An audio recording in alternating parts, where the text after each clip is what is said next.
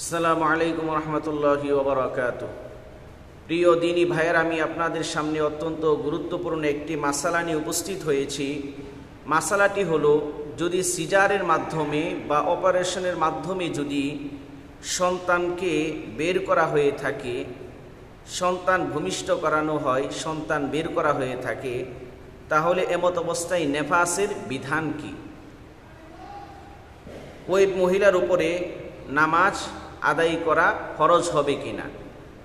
এটার উত্তর হলো, যদি সিজারের মাধ্যমে অপারেশনের মাধ্যমে সন্তান বের করা হয়ে থাকে, তাহলে ওই মহিলার উপর নামাজ পড়া ফরজ।